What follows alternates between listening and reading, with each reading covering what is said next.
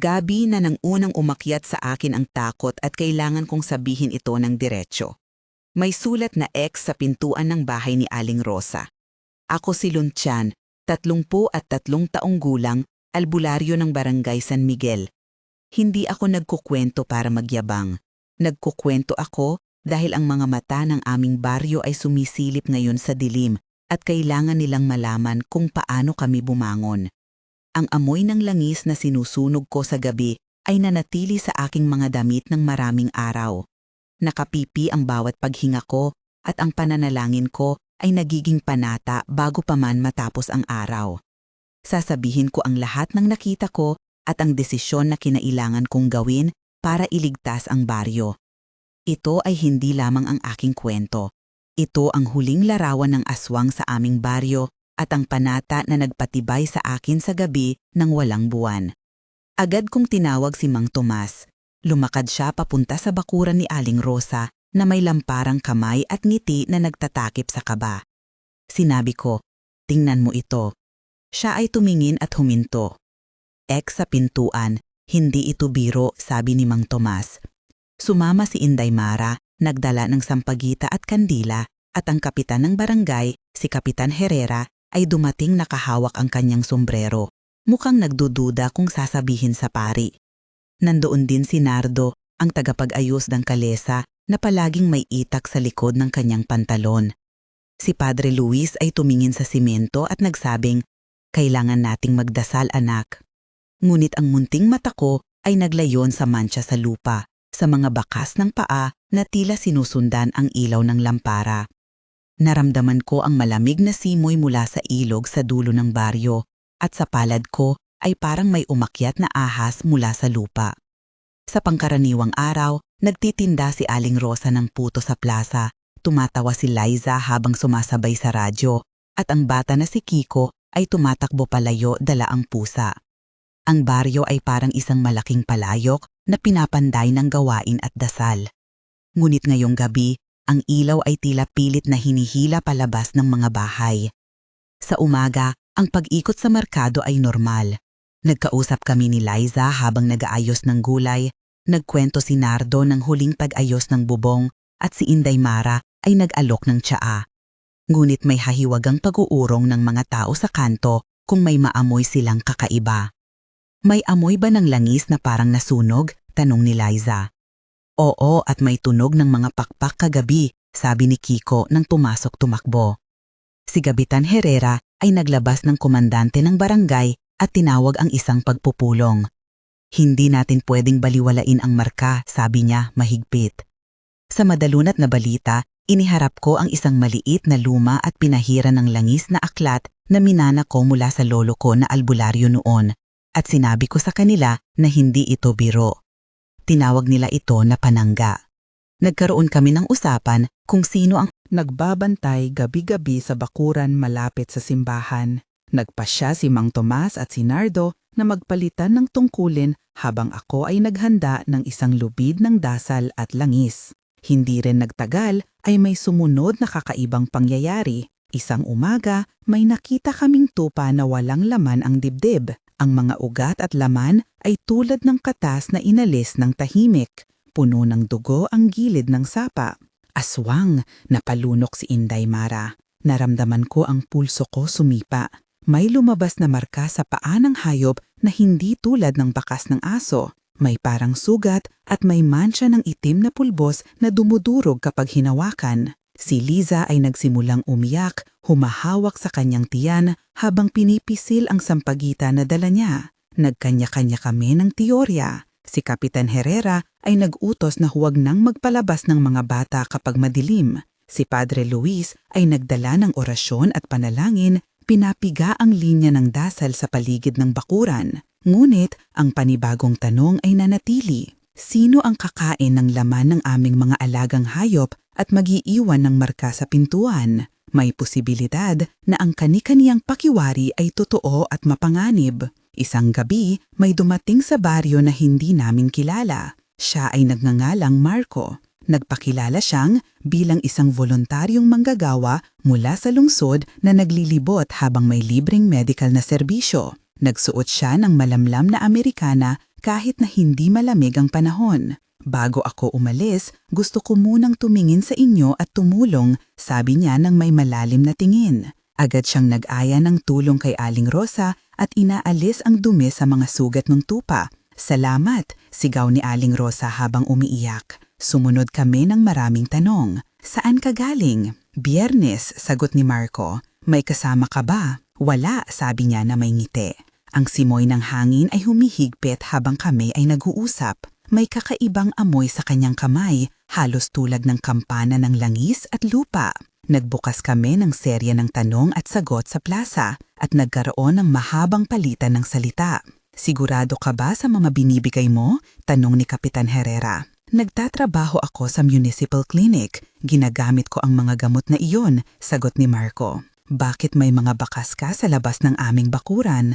Tanong ni Nardo. Dahil naglalakad ako ng madalas sa gabi para magmuni-muni, sagot ni Marco. Bakit malamlam ang iyong mata tuwing sumasagot ka? Sabi ni Inday Mara. May ilang tao na hindi masanay sa liwanag ng araw, sabi ni Marco. Nagningning ang ilaw mula sa lampara at tila lumalabas ang bawat detalye sa kanyang muka. Sa isang pagkakataon, nakita ko ang isang maliit na sugat sa kanyang pulso na minarkahan ng itim na butas. Ano iyan? Tanong ko ng diretsyo habang hawak ang aking itak malapitan. Tumango siya at ngumiti. Lumang hiwa lang. May pananalitang walang laman sa hangin at ang aking kutis ay natuklaw ng malamig na pawis. Nagdesisyon ang baryo na huwag agad husgahan, ngunit magbantay. Nagkaroon kami ng mahabang usapan sa ilalim ng alon ng buwan. Nagkaroon ng 8 hanggang 10 palitan ng salita sa pagitan ko at ni Marco na may matinding subteksto. Kung tunay kang albularyo, ipakita mo.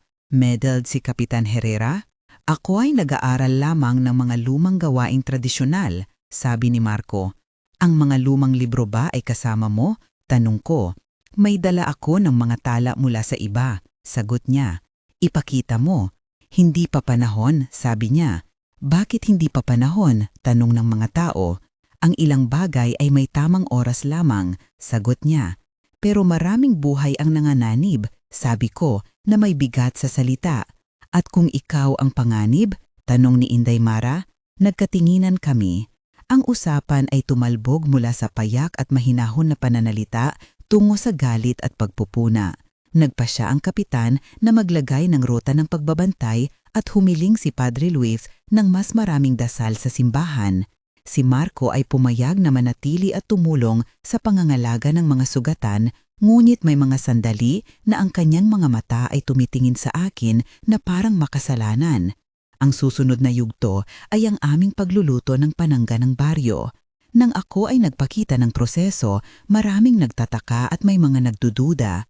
Nagtipon kami sa maliit na kubo ko sa likod ng bahay at doon ko ipinakita ang pamamaraan. Una, pumili kami ng langis ng niyog na hindi gawing pagkain at ipainit ito hanggang sa maglabas ng usok. Ilagay ang maliliit na dahon ng laurel at pulbos ng bulaklak ng sampagita habang umiigib ng dasal. Idagdag ang 7 patak ng tinunaw na tura sa apoy at haluin paharap sa orasyon ng 15 pag-ikot.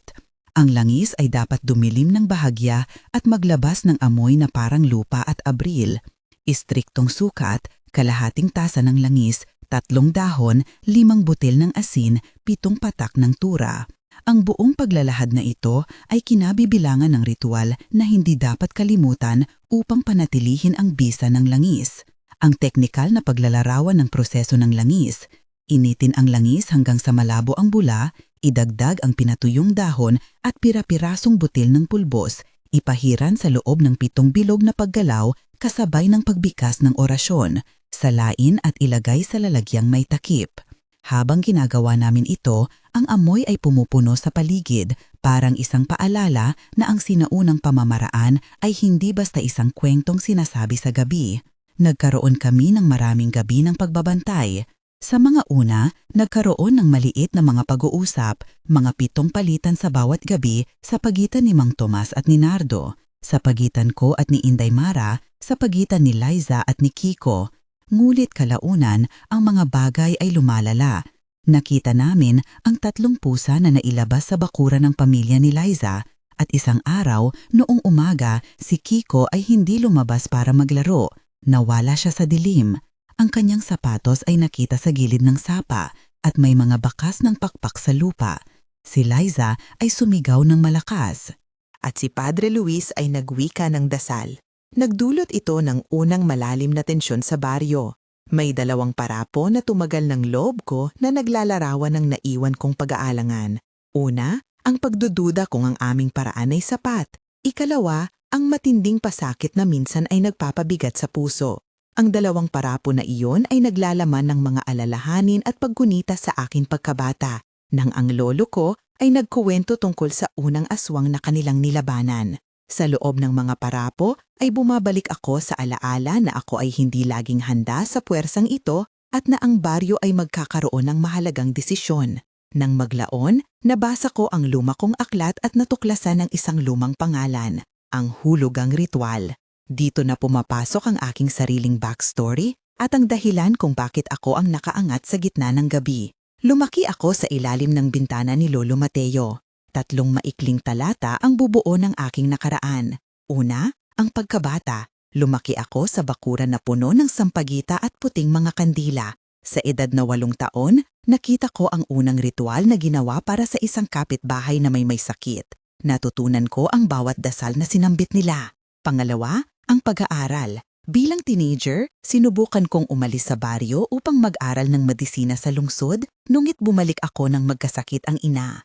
Ang mga pag-ikot ng itak at dawag ng kahoy ay nagturo sa akin ng paghuhugas ng sugat na may langis at dasal. Pangatlo, ang pagkawala. Tumanda ang lola ko at nagpamana ng isang aklat at isang maliit na itak, pati ang isang maliit na bote ng langis na ginawa niya ng huling beses. Ang huli ay nagdala ng tanong sa aking puso kung ako ba ay lalakad sa landas ng kapangyarihan o tatakot.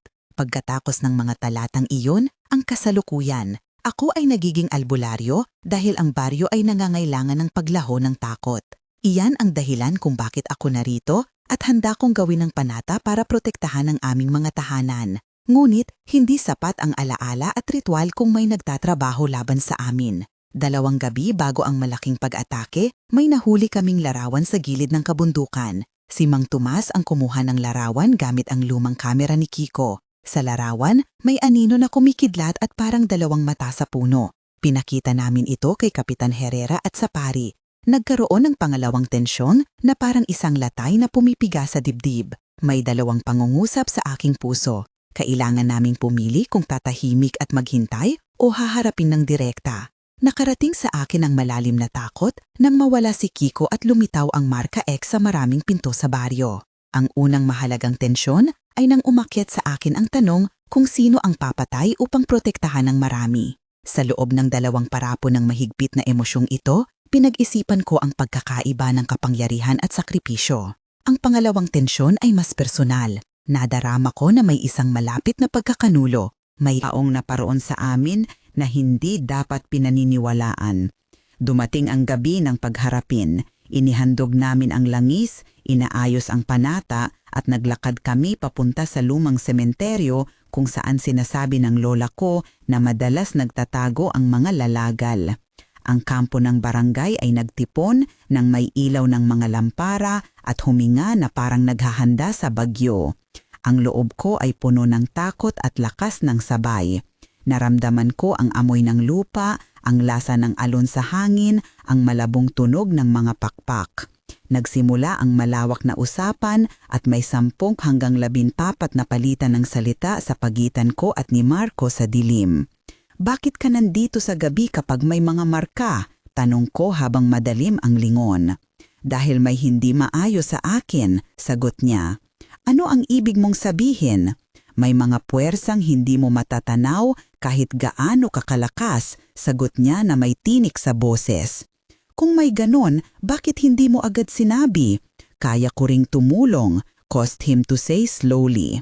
"Tinutulungan ka ba ng lungsod?" sabi ni Kapitan Herrera. "Tumutulong ako sa sarili ko," sagot ni Marco na parang nagbibiro. Ang mga salita ay nag-ugat sa pagkakanulo at pagtalikod. "Ipagtatanggol mo ba ang baryo o iwawagayway mo ang lihim?" tanong ni Inday Mara. Hindi ko hahayaang masaktan kayo kung hindi kailangan, sagot ni Marco. Ang laban ay nag-umpisa nang marinig namin ang mahihingal na tunog. Isang tunog na parang nahihila ang hangin sa pagitan ng puno at bangkay ng sanga. Ang mga mata ng aswang ay lumitaw. Mula sa balintataw ng dilim, isang katawang naglalakad. Nagsimbulang umikot ang mga salita ng dasal habang ang langis ay pinapahid sa mga pinto at sa aming mga pisngi para sa panangga. May inabot na sandali na nakita ko ang pagbabalat kayo ng mga anino at sa gitna ng gulo, si Marco ay nagbago. Nagpakita ang kanyang mukha na may matinding pagod na parang inilalabas ang isang lihim. Hindi ako isang voluntaryo lamang, sabi niya na may luha. Ako ay bahagi ng isang lahi na nagtago at nangangailangan ng dugo para mabuhay. Ako ang tumigil sa kanila noon at ako rin ang nagdala sa kanila. Ang mga salita ay bumagsak sa amin tulad ng mabigat na bato. Ang pagtataksil ay sumirit sa hangin. Bakit? Bakit mo gagawin iyon? Tanong ni Kapitan Herrera. Dahil ako ay may utang na loob, sabi ni Marco. At dahil may isang bagay na itanim sa akin mula pagkabata na hindi ko malimutan. Siya ay naglakad palapit at humawak sa aking braso. Tulungan mo ako huminto, pakiusap niya habang nanginginig ang boses. Hindi kami makapaniwala. Ang pagdududa ay kumalat at si Marco ay naging kaaway na nag-aalok ng pagtigil. Saan ang panata? Tanong ko at agad tumugon siya ng with a whisper of regret. Nagkaroon ng malupit na sagupaan. Inilabas ko ang itak ng aking lola at siya ay naglabas din ng isang maliit na kutsilyo na may marka ng lalagal. Ang gabi ay naging matinaw at ang lahat ng sensorya sa detalye ay lumalabas ng mas malinaw ang pagkuskos ng tela kapag kami ay lumalakad, ang amoy ng langis na nababad sa palad. Ang pagresponde namin ay puno ng malalakas na dialog. Huwag kang lumayo, sabi ni Inday Mara. Luntian, mag-ingat, sigaw ni Mang Tomas. Kung ito ang wakas, gawin natin ang tama, sabi ni Kapitan Herrera. Sige, huwag kang mag-aksaya, sagot ni Marco habang pumipiglas. Ang paglaban ay napakadetalyado. Inilarawan ko ang bawat suntok, bawat pagduwal ng pag-ihip, ang pagkislap ng itak sa liwanag ng lampara at ang pagputol. Nagdagal ito ng mahigit sa 1,000 salita na nagbinta ng marubdob na paglaban at sa gitna nito ang tunay na pagbabago. Si Marco ay kumikilos hindi bilang tagapagligtas kundi bilang trahador na may sariling dahilan. Sa wakas, sa isang saglit ng kalituhan, napasobra ang kanyang sugat at siya ay bumagsak. Ang kanyang huling salita ay, "Patawarin ninyo ako." Ang kanyang mukha ay nagbago habang natatangay ng huling hininga. Matapos ang labanan, may mga luha at may mga sugat. 2 tao ang nawala, si Kiko at si Marco. Nawala rin ang ilang alagang hayop. Ang baryo ay nagbago. Nag-ayos kami ng mga upuan sa harap ng simbahan at nagdasal ng magdamag. Si Padre Luis ay nagdala ng garapon ng tawas at ipinahid ang bawat pinto. Naglagay kami ng panangga sa bawat tahanan at unti-unting nagkabuhay ang araw. Ngunit ang tunay na kapilusan ay nasa loob ng aming mga puso. Nakita ko ang mga tingin ng bawat isa, takot na hindi agad nawawala, at pasya na hadlangan ang muling pagdating ng gabi. Sa aking ulo, bumabalik ang mga linya ng aming panata.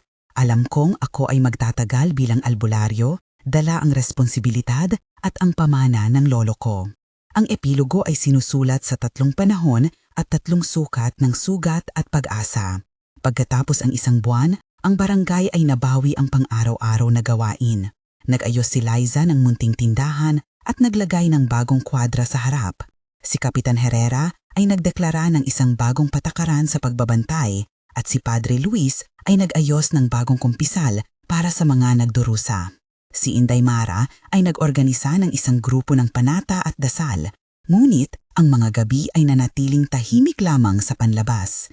Sa loob ng 1 buwan, mayroong 720 na salita ng paggugunita at pag-ayos, mga pamilihan na unti-unting bumabalik sa normal, mga bata na muling naglalaro ngunit hindi nagpapaalis ng lampara, at ang amoy ng langis sa aking kwarto na nagpaalaza sa akin ng panata. Sa loob ng 1 buwan, ako ay nagdadalawang isip sa pag-ibig at pagdurusa at alam kong ang bawat desisyon ko ay may timbang. Ang pangalan ni Kiko ay patuloy na sinasambit at may maliit na bato na inilagay sa tabi ng sapa bilang alaala. Ang baryo ay nag-organisa ng isang pag-aalay ng lantaka sa simbahan kung saan lahat ay nagbigay ng sampagita at dasal. Pagkatapos ng 3 buwan, ang epekto ng trahedya ay mas malinaw. Maraming lumapit upang matuto. Si Ritual ng Langis at Pananga. Si Nardo at si Mang Tomas ay natutong gumawa ng langis. Si Lisa ay nag-organisa ng paggawaan para sa mga tanong tungkol sa pangangalaga ng sugat at si Kapitan Herrera ay humingi ng tulong sa munisipyo para sa karagdagang ilaw sa baryo. Sa mga susunod na 3 buwan, may 740 na salita ng pag-usad. Ang mga bakuran ay nilagyan ng dagdag na lampara, nagsimula ang barangay na magtakda ng bantayan gabi-gabi at ang simbahan ay naglagay ng listahan ng mga panata. Ngulit may malamlam na alaala na hindi kumukupas. Ang pangalan ni Marco ay naging babala na kahit ang mga hindi kapanipaniwalang kaibigan ay maaaling magdala ng takot. Pagkatapos ng 6 na buwan, ang baryo ay mas nagpakatatag. Ang aming panata at mga orasyon ay pinagsama sa mas praktikal na hakbang.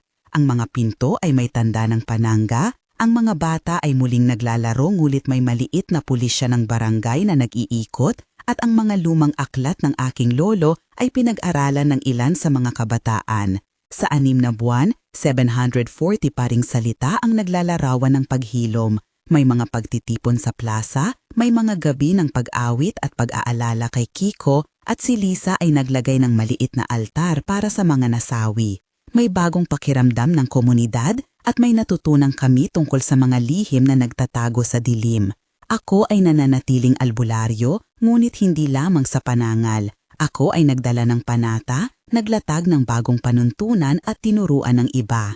Alam ko na ang gabi ay laging may panganib, ngunit natutunan kami kung paano tumayo at magtulungan. Sa pagtatapos, ang baryo ay hindi na mababalik sa dati at hindi ko iyon pinagsisihan. Ang mga pangyayari ay nag-iwan ng marka, ngunit nagbukas din ng pinto para sa bagong uri ng pagtutulungan.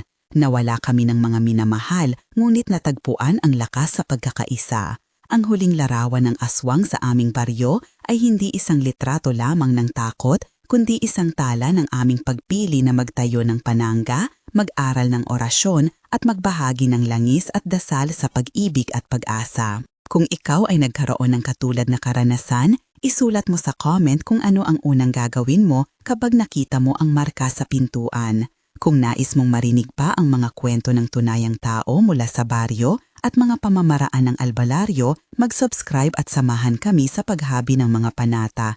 Ang gabi ay patuloy na susubok, ngunit sa pagmamalasakit at panata, natutunan namin kung paano sagutin ang dilim.